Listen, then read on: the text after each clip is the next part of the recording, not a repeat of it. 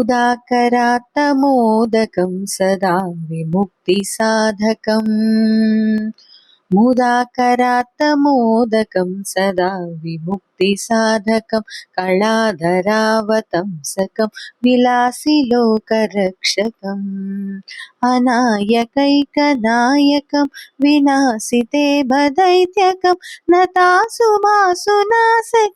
नमामि तं विनायकम् अनायकैकनायकं विनाशिते भदैत्यकं नतासुभासुनाशकं नमामि तं विनायकम् नमामि तं विनायकम् नतेतरातिभीकरं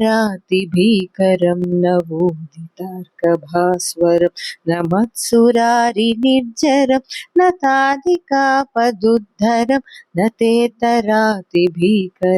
नवोदितार्कभास्वरं नमत्सुरारिनिर्जरं नताधिकापदुद्धरं सुरेश्वरं निधीश्वरं गजेश्वरं गणेश्वरं महेश्वरं तमाश्रये परात्परं निरन्तरम् सुरेश्वरं निधीश्वरं गजेश्वरं गणेश्वरं महेश्वरं तमाश्रये परात्परं निरन्तरम् परात्परं निरन्तरम् समस्तलोकशङ्करं निरस्तदैत्यकुञ्जरं दरेतरोदरं वरं वरे भवक्त्रमक्षरम् समस्तलोकशङ्करं निरस्तदैत्यकुञ्जरं दरेतरोदरं वरं वरे भवक्त्रमक्षरं कृपाकरं क्षमाकरं मुदाकरं यशस्करं मनस्करं नमस्कृतां नमस्करोमि भास्वरम् कृपाकरं क्षमाकरं मुदाकरं यशस्करं मनस्करं नमस्कृतां नमस्करोमि भास्वरम् नमस्करोमि भास्वरम्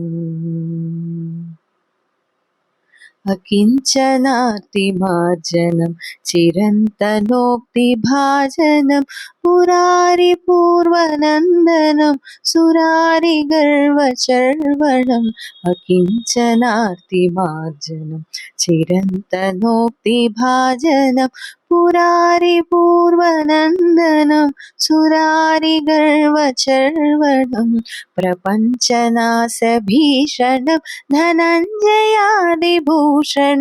कपोलदानवारणं भजे पुराणवारणम् भजे पुराणवारणम् नितान्तकान्तदन्तकान्तिमन्तकान्तकात्मजम् अचिन्त्यरूपमन्तहीनमन्तराय कृन्तनम्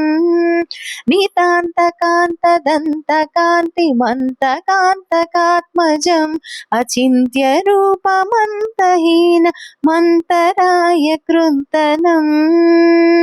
हृदन्तरे निरन्तरं वसन्तमेव योगिनं तमेकदन्तमेव तं विचिन्तयामि सन्ततम् हृदन्तरे निरन्तरं वसन्तमेव योगिनं तमेकदन्तमेव तं विचिन्तयामि सन्ततम् विचिन्तयामि सन्ततम् महागणेश पञ्चरत्नमादरेण योऽन्वहं प्रजल्पतिप्रभातके हृदि स्मरन् गणेश्वरम् अरोगतामदोषतां सुसाहितीं सुपुत्रतां समाहितायु नष्टभूतिमभ्युपैति सोचिरात्